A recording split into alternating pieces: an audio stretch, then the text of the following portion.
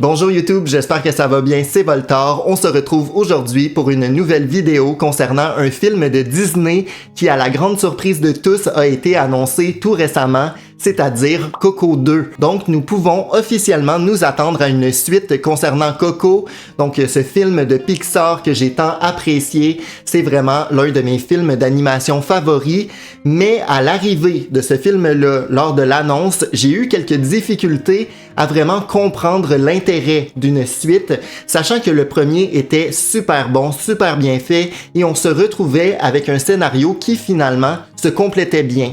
Je trouvais que la finalité du film venait un peu clore l'histoire. Avoir une suite, c'est un peu particulier, donc je pense que la majorité des gens doutent un peu de l'arrivée de cette suite-là, mais je pense qu'on peut faire confiance à Pixar. Ils arrivent souvent avec des idées incroyables, donc j'ai très hâte de voir ça.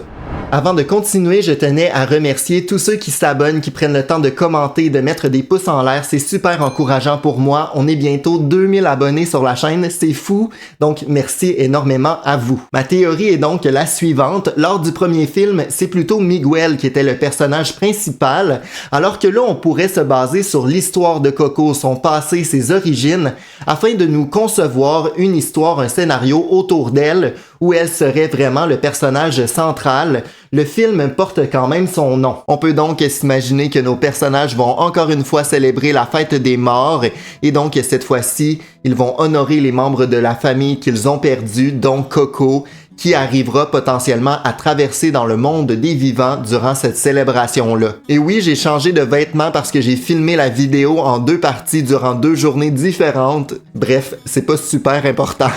Tout ça pour dire qu'il y a selon moi du potentiel pour que Coco revienne, mais également que celle-ci partage auprès de sa famille de bons souvenirs du passé, donc des anecdotes, des moments clés de l'histoire de leur famille, et ça serait une sorte de continuité avec le premier film, puisqu'à la fin du premier, elle n'arrivait plus à exprimer ses souvenirs, alors que là, une fois décédée, elle pourrait donc transmettre tout son savoir au reste de la famille.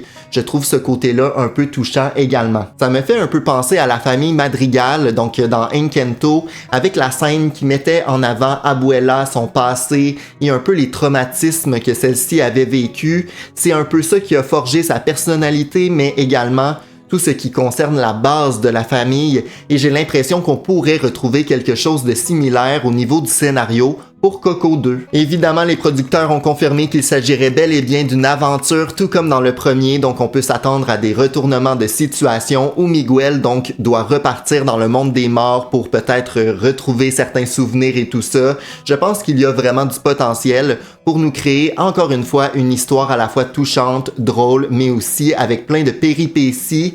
Je pense que le plus difficile dans tout ça, c'est qu'on n'aura pas le côté original et découverte un peu de l'univers.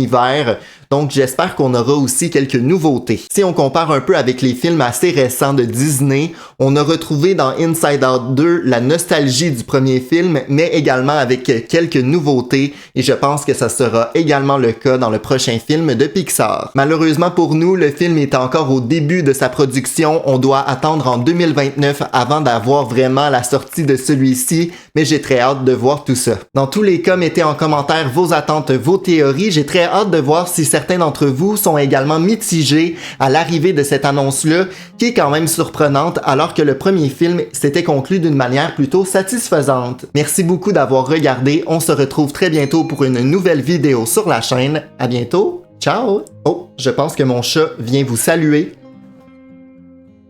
Hop! Pour ceux qui ne le connaissent pas, c'est Zoro. Donc bref, à la prochaine. Ciao!